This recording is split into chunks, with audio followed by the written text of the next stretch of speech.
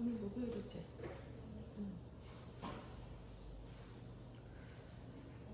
수요일? 아, 수요일이구나.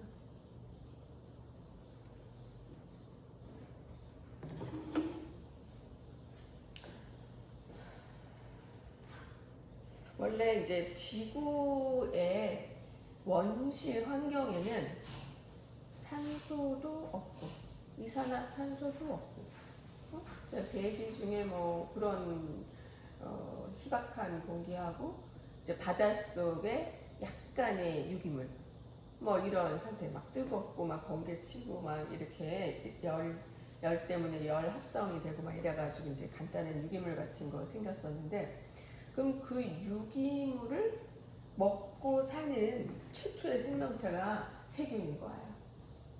유기물을 먹고 살 수는 있으니까 간단한 유기물이 생기면 그거를 먹고 사는 최초의 생명체 세균과 거의 비슷하다. 그게 우리 처음에 얘기했던 현기성 세균인 거죠. 산소 없는 상태에서. 이거 핵막이 없으니까 원핵생물이라고 한다고 했잖아요. 자, 이게 이제 최초의 생명체다. 첫째 지구상에 태어난. 자, 그러고 나서 이제 얘네들은 유기물을 이제 좀 먹으면서 자기 필요한 에너지를 얻고 살았겠죠. 유기물을 먹어야지만 되니까 이런 생물을 종속 영양 생물이라고 얘기해요. 종속돼 있다 영양에. 그래서 그걸 먹어야지만 살 수 있다 이렇게 해야 되죠. 얘네들이 그 에너지를 얻기 위해서 유기물을 자꾸 쓰다 보니 이제 바닷속 유기물은 조금씩 없어지고 줄어들고 반대로 유기물이라는 게 이제 탄소 화합물이거든요. 그러니까 이산화탄소량이 많아지겠죠. 우리 현기성 세균들 발효하고 나면 이산화탄소 배출이 되잖아요. 그렇게 해서 이산화탄소 농도가 점차 증가하기 시작해요. 자, 그러면 이 이산화탄소, 탄소를 함유하고 있으니까 이걸 이용해서 양분을 스스로 저장해서 쓸 수 있는 그런 생물이 생기는 거죠. 광합성을 할 수 있는 독립영양생물이에요. 그러니까 유기물 없어도 이산화탄소를 이용해서 합성, 광합성 해가지고 자기한테 필요한 유기물을 만들고 저장했다 쓰고 하는 거죠. 뭐 광합성 세균이라고 부르는 거예요. 자, 얘네들은 이제 엽록체 같은 걸 뭐 비유할 수 있겠죠. 그렇죠? 자, 그렇게 하면은 이제 광합성을 하고 나면 얘는 CO2 흡수해가지고 빛으로 포도당 같은 걸 합성을 하는데 그러면 산소가 배출이 되잖아요. 점차 지구상의 산소 농도가 증가하기 시작하는 거예요. 자, 그래서 산소 농도 증가하는 그 지구상의 환경 변화로 인해서 이제 이 산소 호흡을 해가지고 유기물을 거의 완전 분해시킬 수 있는 그런 생물이 탄생하게 되는 거죠. 이게 호기성 세균인 거예요. 당연히 유기물을 분해할 때 산소를 쓰는 거니까 얘네도 유기물을 먹어서 영양을 얻기 때문에 종속 영양생물이다 이렇게 얘기를 하죠. 그래서 이게 이제 첫째, 둘째, 셋째 이렇게 태어나게 되는 거예요. 그래서 우리가 우리 세포의 기원 얘기했을 때 현기성 세균이 우리 세포의 기원이다 이렇게 얘기했잖아요. 그게 첫째예요. 제일 처음에 생겨난 지구상의 최초의 생명체 그 세포의 형태다. 그러고 나서 광합성 세균 생기고 호기성 세균 생기고 이것이 약간 이제 엽록체, 미토콘드리아 그 습성이랑 좀 비슷하다는 거지.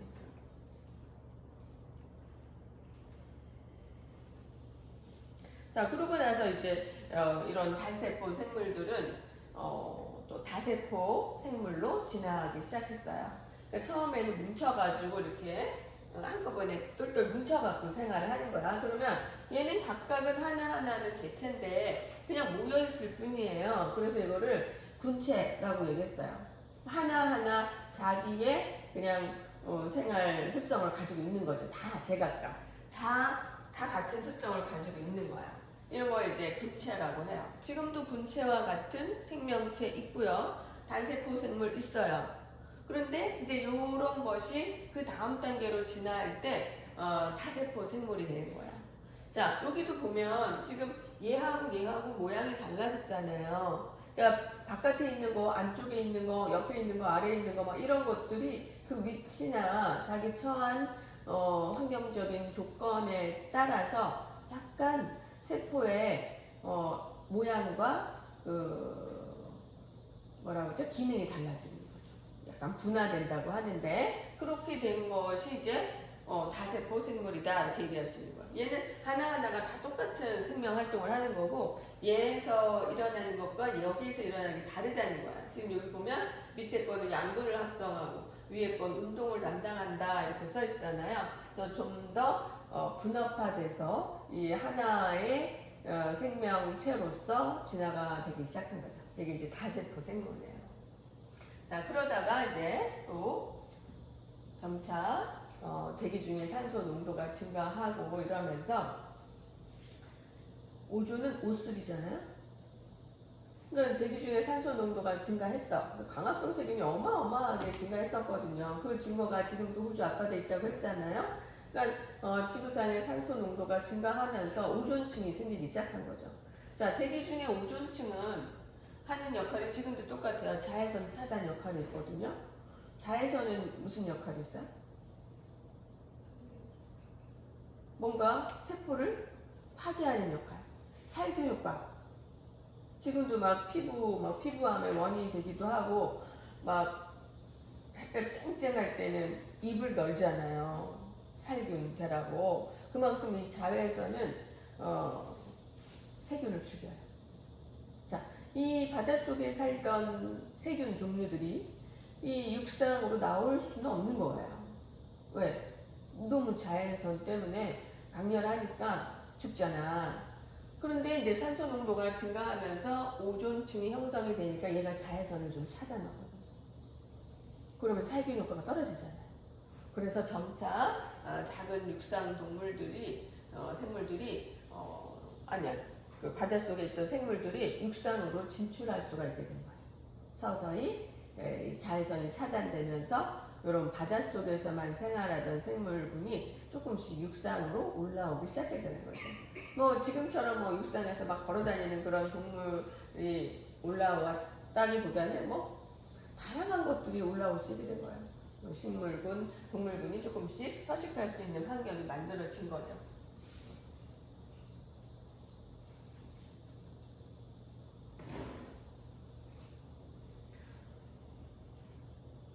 자, 그래프를 보면 이제 이런 식으로 얘기를 할 수 있죠. 지구 나이가 2억 년, 3억 년, 뭐 이렇게 그 정도 될 거다 얘기하거든요. 그래서 지금 현재로 했을 때 한 42억 년쯤 최초의 생명체 생길 수 있겠다. 이제 아주 원시적인 생명체, 항기성 환경에서. 자, 그러다가 광합성 세균이 생긴 거예요. CO2를 막 발생시켰으니까 얘네들 유기물 분해하면서 CO2 발생시키고 그래서 이 CO2를 이용하는 광합성 세균이 증가하고 그럼 요 이후로는 산소가 증가하겠죠. 산소를 이용하는 호기성 세균이 증가하기 시작한 거죠. 자, 대기에 이제 산소 농도가 증가하면서 진핵생물 생기고 다세포 생기고 이러면서 점차 대기 중에 산소 농도가 증가한 상태에서 다양한 생물들이 증가해요. 척삭동물이라는 거는 우리 등뼈를 척추뼈라고 얘기하잖아요. 요게 그 발생 초기에 척색이 된다고 그래요. 이게 신경관이 지나는 그거보다 조금 하등한 상태를 척삭, 척색, 척추뼈 속에 있는 우리 신경이죠. 그래서 이제 이런 물고기 종류가 이게 뼈는 없는데 신경관이 이렇게 쭉 지나는 이런 생물들이 생기고 이런 물고기 비슷한 것들이 이제 육상으로 진출하기 시작을 한 거예요. 자, 이때 보시면 산소 농도가 엄청나게 증가했죠. 현재보다 거의 50%나 높은 산소 농도래요. 그러니까 지구 대기의 산소가 지금 몇 퍼센트야?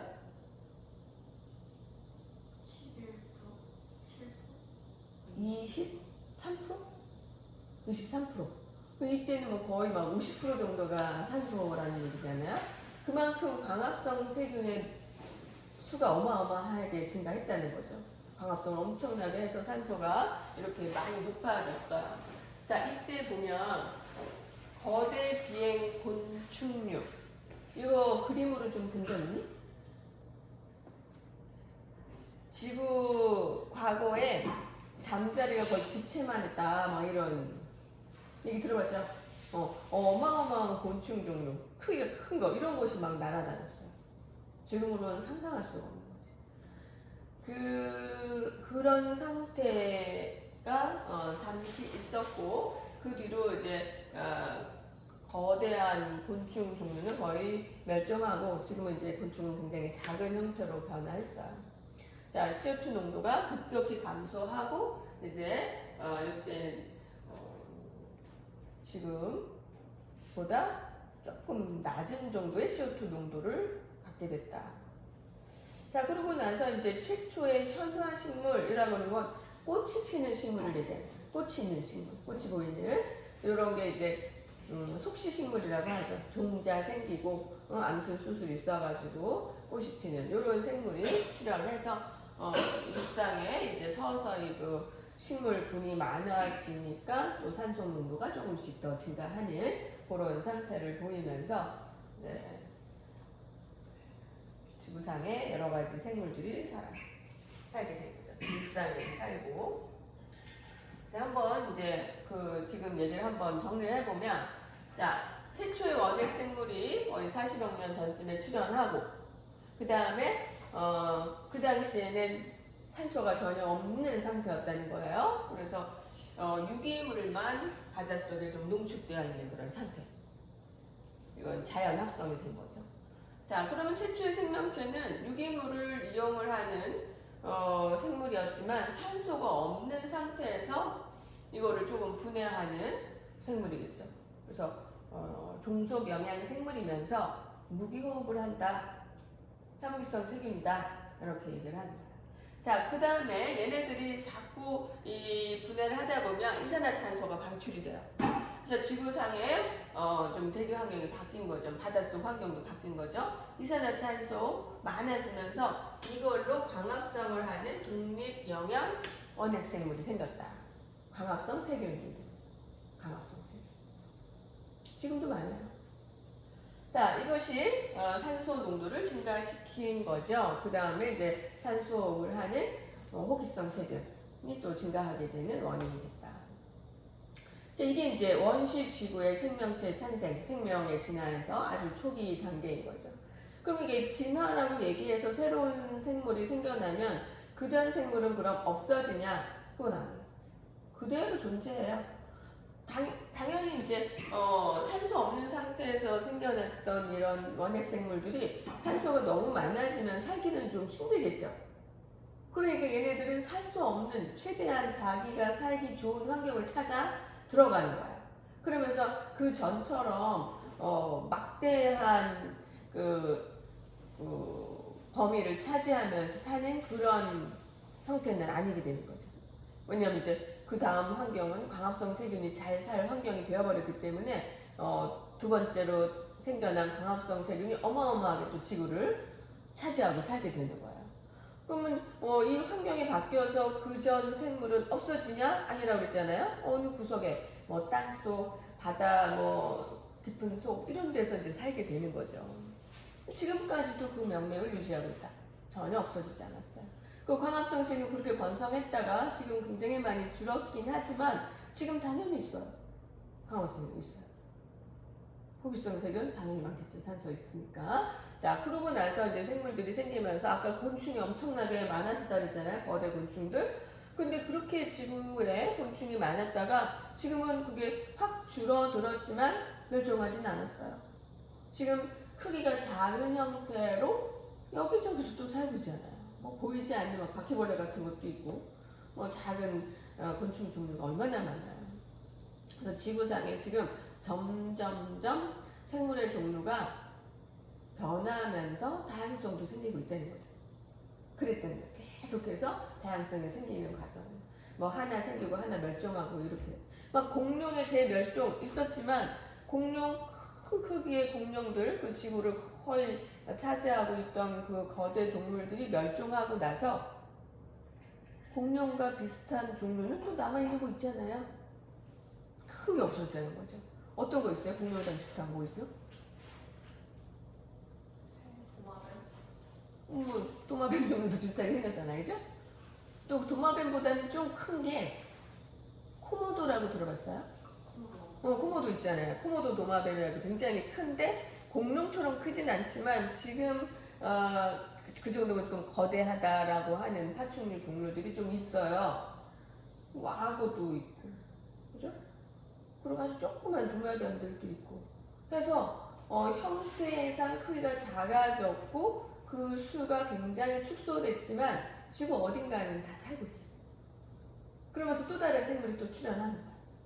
계속해서 이제 뭐 조류 탄생하고 척추동물 뭐 이렇게 탄생하고 이러면서 포유동물, 우리 사람 같은 인간 이렇게 해서 다양한 그 생명체들이 새로 생겼지만 그 전에 번성하던 게 멸종했다라고 얘기는 해도 명맥을 유지한다. 그렇게 생각하면요, 우리 인간의 경우도 비슷하겠죠? 응? 지금은 포유류 시대잖아. 근데 포유류가 점점점 멸종해 가고 있어요. 몸집이 큰 거부터 멸종하고 있어요. 한참 전에 저기 맘모스 같은 건 이미 멸종했잖아요. 지금 뭐 조그맣지만 코끼리 그래도 큰 편이고, 뭐 하마 뭐 이런 것들도 있고. 근데 이런 몸집이 큰 동물들부터 서서히 살기가 힘들어지고요. 그 다음에 이제 인간도 지금 지구를 거의 차지하다시피 번성하고 있지만 대멸종기가 있을 수 있죠. 뭐 조금 느껴지잖아요. 감이 오잖아요. 그렇지만 인간이 완전 없어지진 않는다는 거예요. 어떻게든 극소수의 적합한 환경을 찾아 숨어 들어간다.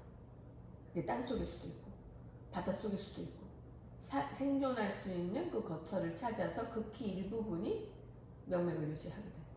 그러면서 또 지구 표면이나 지구상엔 또 다른 생명체의 번성이 또 있을 수 있겠죠.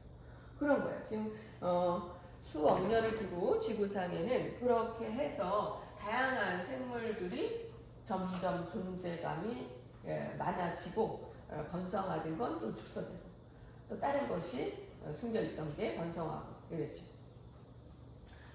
자, 진핵생물 그 뒤로 이제 세균 이후에 이제 진핵생물, 핵막이 있는 진핵생물이 단세포서부터 생겨났어요. 단세포서부터 생겨났어요. 그래서 원핵생물로부터 진화해서 진핵생물이 됐는데, 요거는 산소호흡을 하는 원핵생물.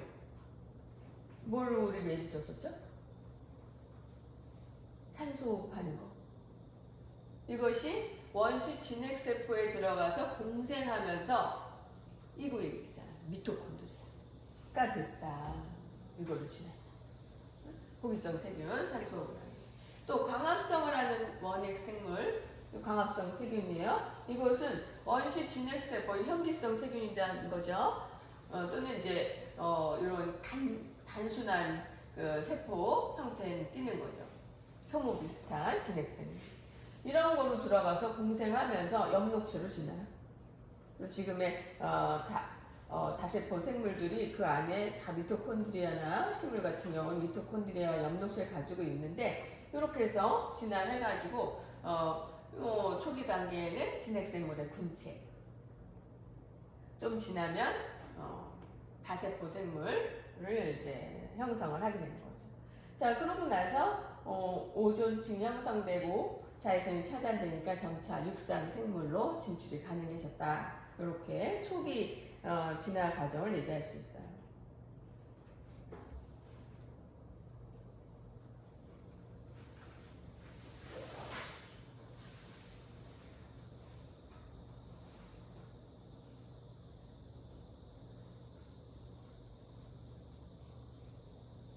자, 그러면 이제 다양한 바닷속과 육상에서의 생물들이 생겨나고 진화했다는, 뭐 다른 형태로 진화했다는 그런 얘기들이 많은데, 그런 진화의 증거로 이제 많이 얘기되는 게 화석이죠.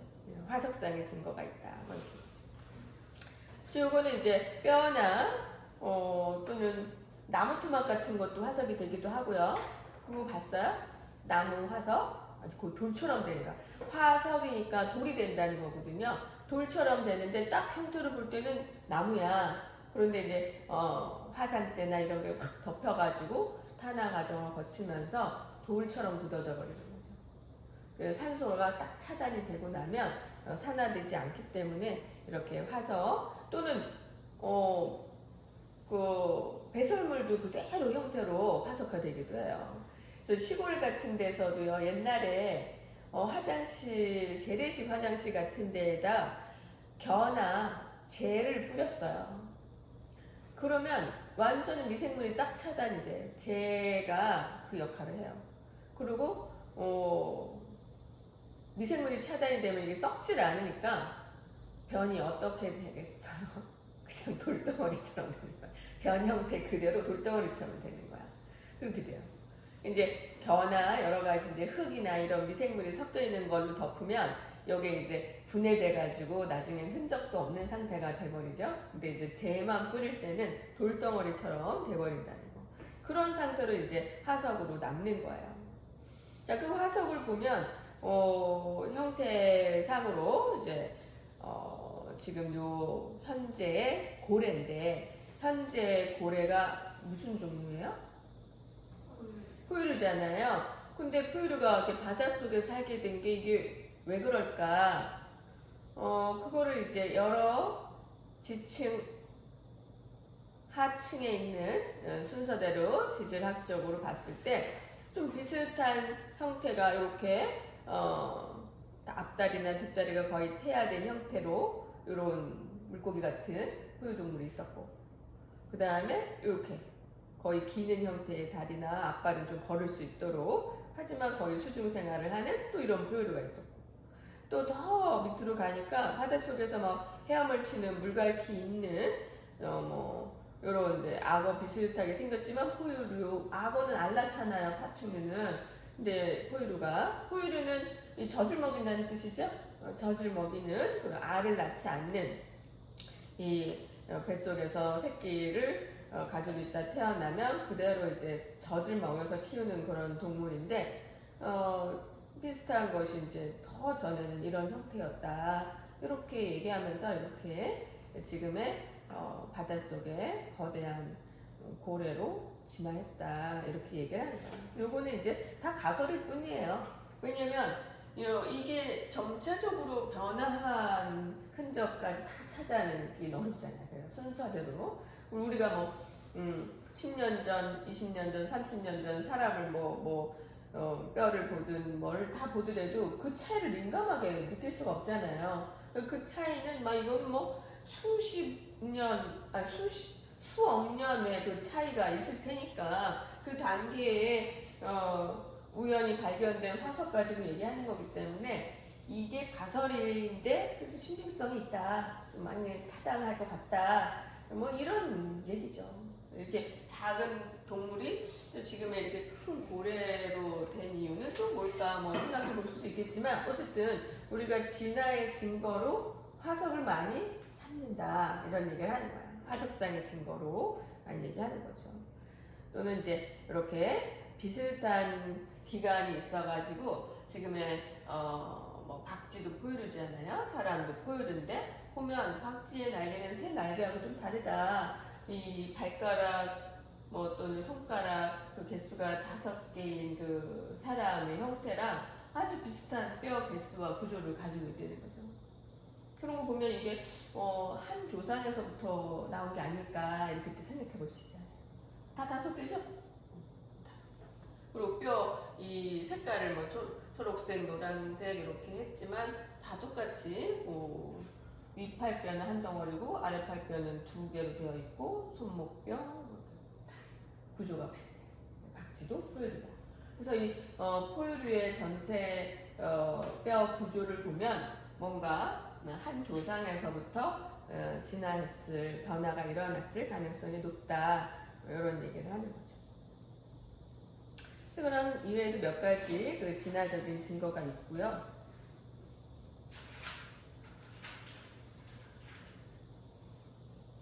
그런 것이 이제 우리가 많이 들어왔던 다윈이 자연 선택설로 이렇게 가설을 세우고 밖에 발표를 했죠. 다윈은 원래 의사였어요. 의사. 그리고 대대로 의사 집안이었어요. 그런데 이 다윈이 워낙 섬세하기도 하지만 좀 마음이 좀 약한 그래가지고 이 의사의 그 직업이 너무 맞지 않았어요. 그래서 의사를 안 하겠다. 그래서 거의 집에서 쫓겨나다시피, 그러니까 부자 집안이었는데, 그러고서는 이제 의사를 안 하고 이 사람이 박물학자의 길을 택한 거예요. 지금 박물관 뭔지 알잖아요. 그러니까 그 수집해가지고 그 데이터 정리하고 막 이런 것도 좋아해가지고 관찰하고 수집하고 막 이런 거를 좋아했는데, 그러면서 비글호라는 군함을 돈을 좀 주고 얻어 탈 기회를 얻은 거예요. 그래서 5년 동안 전 세계를 항해를 하게 된 거죠. 그 비고로가 갖고 있는 그 임무는 해안가 지도를 그리는 거예요. 그래서 거의 뭐 섬마다 내리고 해안가마다 내리고 하면서 지형을 살피는 그 와중에 이 사람은 내려가지고 식물, 동물을 채집하고 관찰한 거죠. 그러니까 그 시기에 그런 광범위한 여행을 통해서 5년 동안 배를 탔으니까 어마어마한 그 수집을 하면서 이 사람이 세밀하게 관찰하고 뭔가 공통점이나 이 통하는 거를 느끼게 되겠죠. 이거 이상하다. 이거 왜지? 막 이런 생각을 하면서 그 호기심을 풀기 위해서 더 많은 채집과 관찰을 하게 된 거예요. 그래서 이게 이제 알아낸 게 그 환경이 변하면 생물의 형태도 조금씩 변한다. 이런 관점을 터득하게 된 거죠.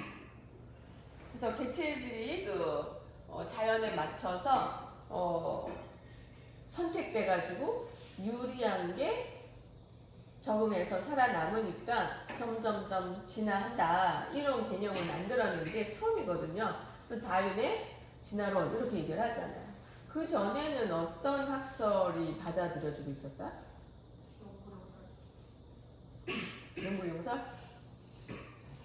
그것도 이제 그런 것도 있었고. 근데 그거는 사실은 이 진화론 이후에 진화론을 설명하는 뒷받침해준 이론 중에 하나가 연불용설이에요.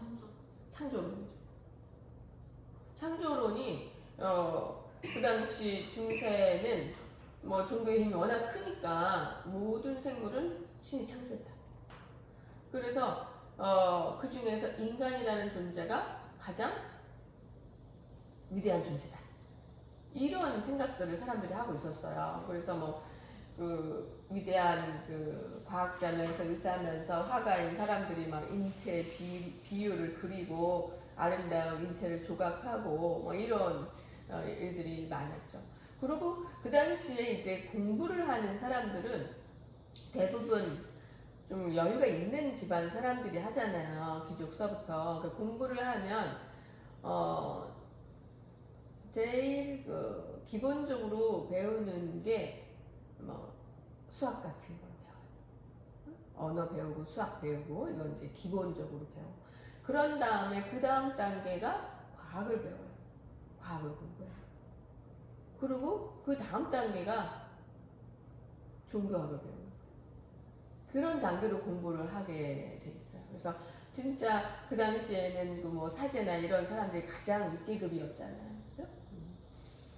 지금도 이제 공부를 여러분들이 하다 보면 그 단계가 있어요. 처음에는 언어나 수학 같은 거를 배워야 돼. 공부를 해야 돼. 그래야지 책도 읽을 수 있고 이해력이 높아지고 또 분석력이 있고 끈기가 있고 이런 사람이 되거든요. 그러고 나서 그 다음 단계 한 차원 높은 게 나는 과학이라고 생각해요. 굉장히 이게 융합적이고 통합적이고 창의적인 생각을 할 수 있어야 되거든요. 자, 그러고 나서 과학에 대해서 굉장히 많은 공부를 하고 나면 어떤 생각이 드냐면 인간은 무엇인가? 인간의 존재에 대해서 생각하게 되겠죠. 아까 한 단계가 빠졌네. 철학을 공부해요. 그래서 철학. 인간이 무엇인가? 어떻게 살아야 되는가? 왜 사는가? 이런 문제를 생각할 수밖에 없게 되잖아요. 그래서 철학을 공부하게 되죠. 그래서 철학을 공부하다 보면 궁극적으로 인간의 한계를 느끼게 되겠죠. 한계를 느끼고 이제 신의 존재에 대해서 생각을 하게 되는 그런 단계가 올라가게 되는 거예요. 그래서 여러분도 깊게 공부를 하다 보면 그 단계까지 가게 된다. 선생님은 그 단계를 다 거쳤어요. 그래서 사는 게 되게 참 흥미진진하면서도 신비롭다 이런 생각을 할 정도죠. 그래서 우리가 인간의 영역에서 느낄 수 있는 게 있고 우리가 그것엔 한계가 있구나. 그 한계가 뭔지 모르지만 뭔가 거기에도 규칙성이 있구나. 이런 느낌을 들 때가 있거든요. 그러니까 영적인 그런 부분들이 분명히 존재하죠. 그래서 그런 단계를 거치면서 공부를 하는 거예요. 귀신 얘기를 해도 사실 끝도 없는데 귀신을 믿어요? 신이 있다고 믿어요? 이 창조론적인 걸 보면 신은 반드시 있는 거잖아요. 신은 반드시 있다. 그러면 그 신이라는 거에 그 귀신이라는 존재도 있을 수 있다. 신이 굉장히 많아요. 작은 것부터 큰 것까지. 그래서 작은 신을 우리는 귀신 이렇게 잡기 이렇게 얘기하는 거죠. 그래서 이게 그럼 이거 굉장히 비과학적인 거 아니냐? 아니. 왜냐하면 그런 현상을 계속해서 반복적으로 얘기하는 사람들이 있잖아요. 그거에 어떤 공통점도 있잖아요. 그랬을 때는 우리는 연구를 해봐야 된다는 거죠. 그래서 신적인 존재, 영적인 존재 그런 것이 어떻게 우리 인간과 연결되어 있는가 이것도 좀 생각을 해봐야 되죠. 그래서 영적 존재에 대한 궁금증, 호기심 이런 것들이 우리 이제 마지막까지 생각해야 되는 게 아닌가 이런 얘기를 해볼 수 있죠. 꿈도 사실은 그거에 조금 연결이 되죠. 여러분들 태몽 있어요? 태몽? 태몽 꿨대? 너 엄마가 무슨 태몽 꿨대? 할머니가 고추 같은 거 되게 응. 큰 고추 나는 게 있을 때 그럼 그냥 할머니가 이제 임신했을 수도 있으니까 조심해라 막 엄마한테 그랬을 거 아니냐 그런 거. 그래서 사람들이 태몽은 거의 믿거든요. 그 태몽이라는 존재가 어떻게 인간한테 그렇게 믿음의 대상으로 될 수 있을까? 반복적이니까. 그죠? 어떤 애, 저 옆집에도 이제 애를 갖기 전에 한 달쯤, 두 달 전쯤에 누군가 아주 이상한 꿈을 꿨더라. 그거에 대한 이 자료가 수집이 되다 보니까 어떤 공통점이 생긴 거 아니에요. 복숭아 꿈을 꾸면 아들이더라. 그 오랜 세월 두고 누적된 그 통계죠, 통계. 그래서 거의 다 믿는단 말이에요. 선생님도 꿈 꿨어요. 태몽. 우리 애 갖기 전 한 달 전쯤에 뱀장어 꿈을 꿨어요. 뱀장어. 이게 습기가 많은 늪을 긴 배를 타고 선생님들이랑 같이 배를 타고 가더라고요. 타고 이렇게 늪을 지나는데 막 갈 때 같은 게 우거진 틈에 여기 3마리, 여기 2마리, 여기 몇 마리 해가지고 알록달록한 잉어가 한 1m쯤 되는 게 물에 떠가지고 입을 벌리고 있어요. 굉장히 희한하잖아요? 그리고 이렇게 배를 타고 가는데 갑자기 뭔가 물속에서 이렇게 두껍고 시커먼 주둥이 긴 게 확 올라와서 선생님 머리인지 뭔지 이렇게 확 무는 것 같은 그 느낌에 깜짝 놀랐는데 사람들이 막 놀래는 거야. 저게 뭐야? 그러는데 선생님이 장어야. 꿈속에서 이러더라고요. 그러고 깼어요. 장어 꿈을 꾼 거야. 그러고 나서 이제 사람들한테 이제 얘기를 했는데 어떤 선생님이 딸이다. 그러는 거야. 그 꿈 딸이래. 그래서 나는 왠지 이게 약간 정자같이 생겼잖아요. 주둥이 길고 시커멓고. 그래가지고 아들인가? 이런 생각을 했었단 말이에요. 그래서 아들인가? 이랬는데 딸이래요. 그래서 그래? 그런 또 통계가 있나? 해서 막 찾아봤어요. 꿈 해몽 있잖아요. 그때 진짜 장어는 딸 꿈이더라고요. 너무 신기하죠? 딸 태어났어요. 근데 이제 이런 어떤 반복적인 규칙성을 찾는 게 사실은 과학이라고 한다면 이런 것들이 과학 범위에서 이렇게 포함되지 않는 것 자체가 약간 잔뜩이죠. 그거를 파야지. 예? 이런 규칙성이 있구나. 이거 그러면 어떻게 해석할 수 있는가. 그런 생각을 선생님 많이 했죠. 그래서 아마도 어떤 조상이든 그런 귀신이든 어떤 존재가 가까운 사람한테 조심해라.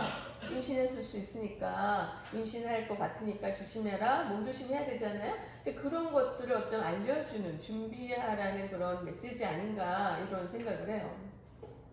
자, 그렇게 생각하면 더 큰 존재는 더 많은 메시지를 줄 수 있겠죠.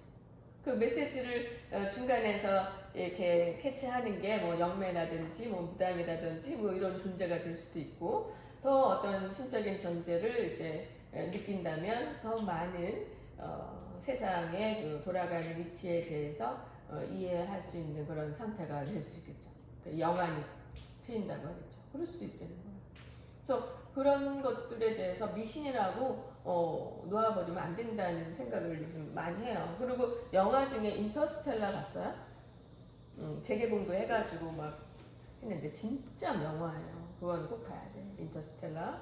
이게 우주 여행을 떠나는 아버지와 그걸 기다리는 딸에 대한 영화인데요. 우주 여행을 떠나서 되돌아오면 너무나 시간이 오래 걸리기 때문에 이미 얘는 할머니가 되어 있는 거예요. 그런데 그 우주 여행에 가서 뭔가 임무를 수행을 하려고 했는데 그걸 실패하고 떠돌다가 우연히 뭐 어떻게 뭐 몇 차원을 떠돌다가 그 딸방의 책장 뒤에 본인이 존재. 그래가지고 딸한테 부디 나를 이거 스폰데 다 알려주세요. 부디 가지 못하게 나를 막아라 라는 메시지를 너무 주고 싶은 거야. 가봤자 임무를 수행할 수 있는 그런 상태가 아니고 어차피 실패할 거기 때문에 지구를 살릴 수 있는 그런 마지막 희망을 가지고 갔지만 어쨌든 아버지로 얘 옆에 있는 게 차라리 나았던 이런 상황이었기 때문에 나를 가지 못하게 막으라는 메시지를 주더라고요. 근데 그게 이제 현실로는 너무 그 차원이 다르기 때문에 캐치하기가 어렵지만 그 당시 어린 그 딸은 그 반복적인 그 메시지를 읽은 거야. 근데 아버지는 몰랐어요. 아버지한테 아무리 얘기를 해도 아버지는 이해를 못했지. 그리고 떠난 거야. 그리고 엄청난 차원을 돌아서 그 과거의 딸방으로 이제 가게 됐던 거죠. 그래서 우리가 이제 생각하는 차원이라는 게 눈에 보이고 들리고 이런 정도의 차원이잖아요. 우리가 사는 지금 뭐 3차원에 산다고 했을 때 뭐 몇 차원까지 더 있다고 과학자들이 얘기를 하잖아요. 근데 그 존재나 그거를 가보지 못해서 현실성이 없는 거지만 과학적인 그 기술이 개발이 되고 한다면 차원이 자꾸 열릴 수 있는 거예요. 선생님은 시간 여행도 가능할 거라고 생각을 해요. 차원 여행. 이 완전 시간 여행에 대한 얘기거든요. 그리고 영화가 많잖아. 시간 여행 같은 영화가 많죠. 인간의 상상력은 대부분 현실화되더라고요. 시간 여행 가능해서 차원이 달라지는 거죠.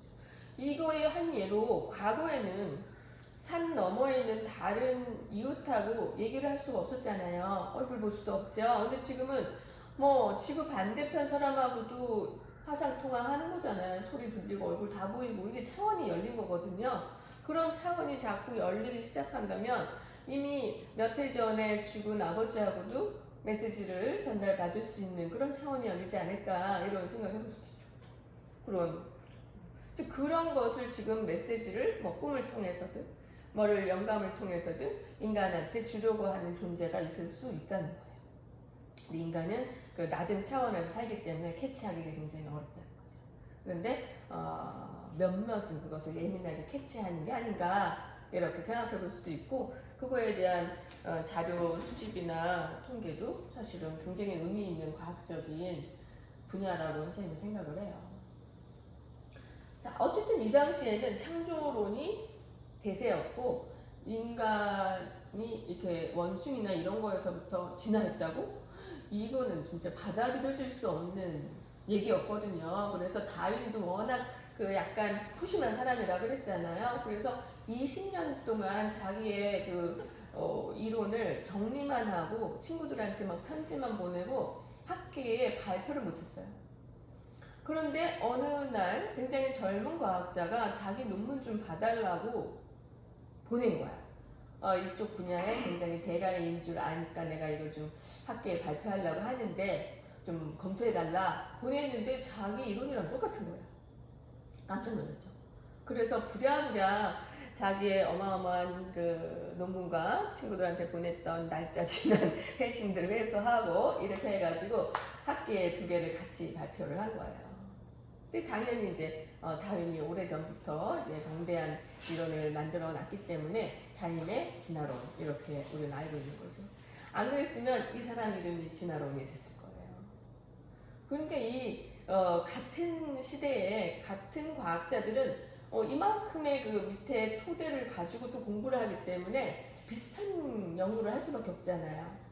이미 뭐 다 지난 걸 하겠어? 그러니까 새로운 거 더 복잡한 걸 하기 때문에 비슷한 경쟁이 있게 되는 거예요. 그래서 거기에는 굉장한 싸움이 있죠. 전쟁이에요. 뭐 신제품 개발할 때도 마찬가지잖아요. 그런 것처럼 과학계도 마찬가지고 지난 시간에 얘기했던 그 황우석 박사 같은 그런 트릭을 쓸 그 유혹이 막 생긴다는 거죠. 그럴 수밖에 없어요. 그러니까 과학자들이 가지고 있어야 될 덕목 중에 하나가 그런 도덕심 굉장히 중요한 거죠. 네, 진짜 정도만 가고 실제만을 얘기할 수 있는 그런 사람이 과학을 해야지. 그렇지 않을 경우에 뭐 인성이 잘못된 과학자들은 지구 파멸에 들고 가잖아요. 그죠? 잘못된 뭐 경제적인 이득을 위해서 한다든지 막 이러다 보면 한 측면의 사람들만을 위한 그런 위험한 걸 개발하기도 하고 하니까 과학자들은 진짜 인성이 중요하죠. 자, 이 사람이 자연선택설은 자손이 과잉 생산하면서 생존 경쟁이 일어나고 환경에 맞는 것만 선택된다. 우리 뭐 항생제 내성균이와 비슷한 얘기인데요. 그런 얘기를 했었어요. 그래서 기린이 지금 목이 엄청 길잖아요. 그래서 기린을 예를 들어가지고 과거에는 목이 짧았는데 먹을 게 없어져가지고 그 수가 많으니까 결국 위에 것까지 먹을 수 있는 목이 긴 기린이 살아남아서 이게 지금의 기린이 됐다. 얘들끼리 이제 수를 늘린 거다. 이렇게 얘기를 한 거예요. 굉장히 신빙성 있잖아요. 그래서 과학자들도 그럴 것 같아. 막 이렇게 얘기를 했어요. 그런데 여기에서 한 가지 허점이 왜 같은 엄마 밑에서 이런 짧은 애도 있고 긴 애도 있고 이렇게 다양하게 태어나냐? 엄마 아빠가 목이 짧으면 자손들도 다 목이 짧아야지 어떻게 이렇게 갑자기 긴 애가 왜 태어나? 그거를 설명을 해봐라. 또 다행히 그거에 대한 설명을 하기가 너무 어려웠어요. 왜냐면 이때는 아직 유전학이 얘기되기 전이기 때문에. 지금은 다 알잖아요.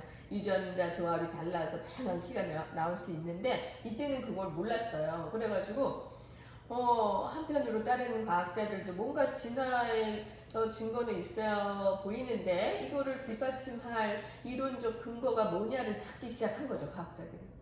그래가지고 라마르크라는 사람이 그 용불용설을 얘기한 거예요. 자꾸 쓴 기관이 발달돼서 목을 막 목을 늘려가지고 목이 길어졌다. 이렇게 얘기를 한 거예요. 높은 걸 먹으려니까 목이 길게 하려니까 자꾸 길게 빼다가 길어질 수 있지. 이렇게 얘기를 한 거죠. 또 그것도 들어보니까 신빙성 있어 보이잖아요. 그래가지고 당시 많이 그거를 인정을 하고 다윈조차도 그렇다. 이렇게 했었죠. 그런데 나중에 이제 유전학적인 개념이 정립되면서 아니구나. 같은 부모 사이에서도 굉장히 목이 길이가 다른 기린이 태어날 수도 있구나. 이런 유전적인 재조합이 개념이 정립이 되면서 용불용설은 맞지 않다. 용불용설이 맞지 않는 한 가지 예만 들어도 아빠가 테니스 선수야. 그러면 테니스를 막 치다 보면 오른쪽 팔이 두꺼워져요. 그러면 많이 쓴 기관이 발달한 거잖아요. 그런데 딸을 탁 낳는데 오른팔이 두꺼울까? 그건 절대 아니거든요. 그래서 태어나서 후천적으로 얻게 된 또는 많이 써서 변화된 그런 것들은 유전되지 않아요. 유전은 유전자적인 거 나눠서 받았을 때 그것만 유전이 되는 거거든요.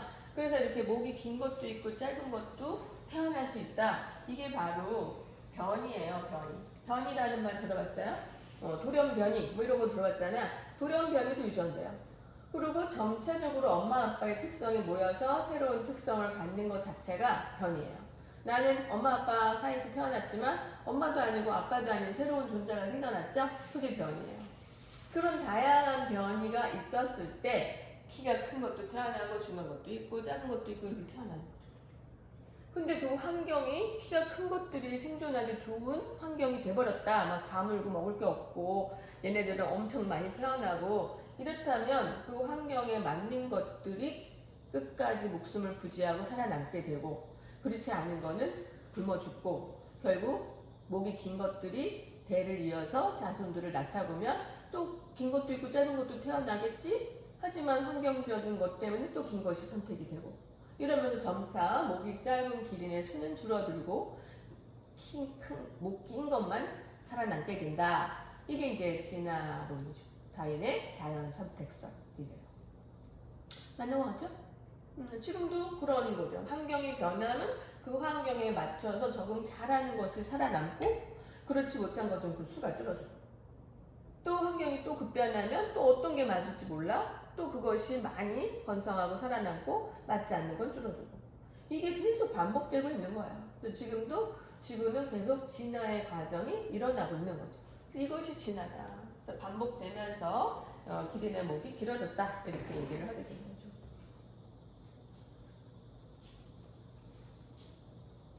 자, 요거는 갈라파고스 군도에, 그러니까 이거는 이제 다윈이 그 채집하고 연구했을 때 그 당시인데, 그 당시에 이제 이게 핀치새거든요.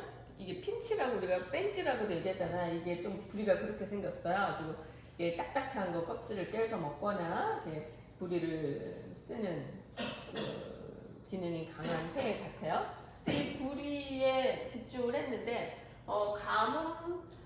가뭄 전 부리가 평균적으로 한 요 길이, 그러니까 이렇게 조금 지금 이거보다는 짧은 이게 엄청나게 많고 개체수도 많았어요. 그런데 가뭄을 거치고 나니까 아무래도 가뭄 다음에는 먹을 게 없고 딱딱한 걸 먹어야 되고 잔잔한 씨, 작은 열매 이런 것들은 잘 나지 않고 딱딱한 것들이 이제 남으니까 껍질에 쌓여있는 이런 걸 깨 먹으려다 보니 개체수도 줄었는데 평균 부리의 크기가 굉장히 이거보다 길어졌다. 여기가 두꺼워졌다. 이런 거예요. 더 벤치같이 됐다. 이런 거죠. 딱딱한 걸 깨먹을 수 있는 그런 부리로 변했다. 그래서 이게 진화에 대한 그러니까 환경이 변하면 개체의 다양한 그 부리의 길이 이렇게 다양한 부리에 또 평균적인 게 이런 게 제일 많았고 이랬는데 약간씩 변화가 일어난다. 자, 이거를 이제 다윈이 여러 그 갈라파고스 군도라는 게 섬이 여러 개인 거거든요. 여기를 계속 다 내리면서 탐색한 결과 섬마다 핀치새는 다 똑같은 핀치새 같은데 부리의 형태가 다르더라는 거를 본 거예요. 그래서 이게 왜 이렇게 핀치새가 부리가 여기는 뾰족하고 여기는 두껍고 여기는 비틀어져 있고 왜 이럴까? 그 그룹이 이렇게 있는 거예요. 섬마다. 그래서 왜 그런가 그거를 찾아보니 그 섬에 주로 서식하는 식물, 그 열매, 먹이가 다르더라는 거예요. 그러면 얘네들이 막 먼 거리를 날아다니지 않고 섬이 처음에는 한 덩어리였을 텐데 뭔가 원인에 의해서 나눠졌을 때 여기에 모여 살게 된 핀치새들은 그 환경에 적응해서 적응이라는 게 아까처럼 여러 변이 중에 맞는 것만 살아남는 거예요. 맞지 않는 건 수가 줄어들어. 그러면 뾰족해서 막 벌레 같은 걸 파먹어야 되는 건 뾰족한 게 많아지겠죠? 두꺼운 건 깊이 못 들어가니까 거기에는 열성이 돼버려요. 불리한 게 돼버려요. 반대로 딱딱한 열매가 많은 데서는 부리가 두꺼운 게 우세한 게 돼버리는 거죠. 뾰족한 건 딱딱한 걸 꿰먹을 수가 없어요. 부리가 부러지거나 막 이러니까 오래 살 수도 없을 거 아니에요. 그래서 섬마다 우세한 형태가 다르더라는 거예요. 이건 아주 중요한 메시지예요. 그래서 같은 종이라도 그것이 사는 환경이 어떠냐에 따라서 굉장히 유리한 존재가 될 수도 있고 굉장히 불리한 존재가 될 수도 있대요. 자, 이 메시지는 사람으로 비교해도 얘기가 될 수 있겠죠. 앞에서도 얘기했지만 내가 어떤 역량을 가지고 있는지 몰라. 그런데 지금 이 환경에 맞지 않을 수도 있잖아요. 굉장히 여기서는 내가 경쟁력이 없을 수도 있잖아요. 하지만 환경이 바뀐 또는 다른 어떤 곳에 가서는 오히려 굉장히 경쟁력이 있을 수도 있다는 거예요. 그런 차이를 얘기해주고 있잖아요. 그래서 지금 지구, 한국, 서울 이 학교에서 또는 이 사회에서 바라는 어떤 유리한 점이 있겠죠. 그걸 가지고 있는 사람도 있겠죠. 그래서 잘 나가는 사람이 있겠지. 하지만 그 와중에 나는 왜 이런 것 특징도 없고 이런 경쟁력이 없을까 이렇게 한탄하는 사람들도 있을 거란 말이에요. 하지만 그 환경이 어떻게 바뀔지 모른다. 그죠? 내일 당장 어떻게 될지 모르고 미래는 어떻게 될지 모르니까 만약에 환경이 바뀐다면 또 다른 그룹이 득세할 수 있다고 생각하고 또는 다른 환경으로 옮길 수도 있는 존재가 인간이라 그랬잖아요. 뭐 한국이 안 맞으면 뭐 아프리카에 갈 수도 있고 발리에 갈 수도 있고 다른 데 갈 수도 있잖아요. 또 다른 곳에 가서 자기의 역량이 잘 발휘될 수도 있다는 거죠. 거기에 가면 유리한 존재가 될 수도 있는 거예요. 그래서 지금은 지구 환경이 아주 급격하게 변하고 있기 때문에 이런 기후 위기나 뭐 여러 가지 불리한 이런 환경에 맞는 자가 유리해 보이죠. 살아남겠죠. 그래서 사실은 절대적으로 중요한 건 그런 방어력, 면역력, 그래서 인간 신체적인 조건이 상당히 중요한 그런 게 될 거다. 그래서 물론 이제 머리가 좋은 것도 좋겠지만 앞으로는 뭐 AI가 뭐 다 할 거 아니에요. 그래서 인간이 해야 될 일이 굉장히 급격히 줄어든다고 하거든요. AI를 활용하는 것이 다반사가 된다면 인간은 이 열악해지는 환경에서 어떻게 살아남을까가 굉장히 중요한 경쟁력이 될 수 있겠죠. 살아남기. 지구에서 살아남기. 이게 앞으로 굉장히 중요한 얘기가 될 수 있다는 거예요.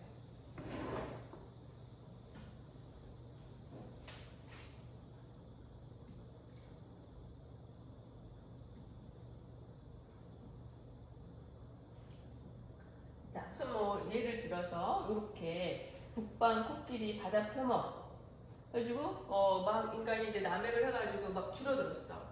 그랬다가 이제 보호되면서 조금 증가했어요. 그랬는데 얘네들이 갖고 있는 유전자를 분석을 해보니까 굉장히 좁아졌다는 거야. 여러 종류의 유전자, 대리 유전자가 있었을 텐데 이게 줄어들었대. 무슨 얘기인지 알아요? 그러니까 만약에 머리카락 같은 경우는 뭐 곱슬머리, 직모, 반곱슬, 뭐 색깔도 여러 가지 있잖아요. 이런 것들이 대리 유전자거든요. 그래서 다양한 색깔에 대한 유전자, 다양한 형태에 대한 유전자가 있었는데 어떤 환경이 휩쓸고 지나가서 살아남은 존재들을 봤더니 굉장히 축소되더라고요. 그게 자연 선택이에요. 그 열악한 환경에 버틸 수 있는 유전자들을 가진 개체만 살아남았다라고 볼 수 있는 거죠. 다양한 종류의 대리유전자가 사라진 그런 걸 볼 수 있었다는 거죠. 또 이런 얘기 우리 들어봤잖아요. 남모양 족코르피나증. 이게 굉장히 불리한 돌연변이 질병인데도 불구하고 아프리카의 그 말라리아 발생 빈도 높은 지역에는 이 사람들의 개체 수가 굉장히 높아요.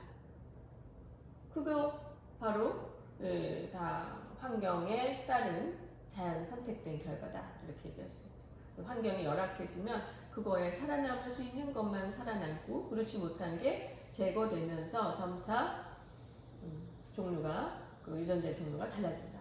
근데 이게 이제 그러면 달라진다고 해서 그것만 살아남고 나머지는 다 없어지는 게 좋으냐? 그렇진 않아요. 그랬다가 또 다른 어떤 환경적인 변화가 됐을 때 얘가 안 맞을 수도 있잖아요. 지금 우세해 보이지만 얘가 안 맞을 수도 있잖아요. 그래서 다양한 유전자는 너무나 중요한 거예요. 그래서 이 생물 다양성 이거를 얘기하게 되는 거죠. 다양성이 얼마나 중요한 거예요. 유전적 다양성, 종 다양성, 이 생태계의 다양한 환경 이런 것이 너무나 중요한 거죠. 그래서 우리는 그걸 다 합쳐가지고 생물 다양성이라고 얘기하는 거예요.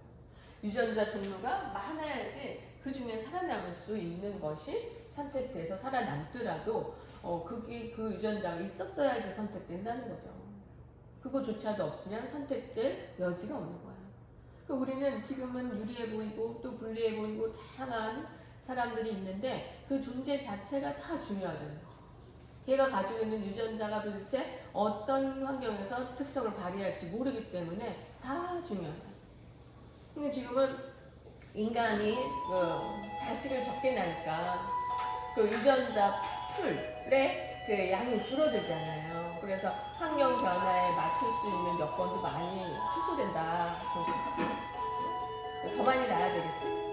인구가 많아져야 그 중에 살아남을 수 있는 게 이제 걸러지는 거죠. 다음 시간에 생물 다양성 조금 얘기를 더 해보죠.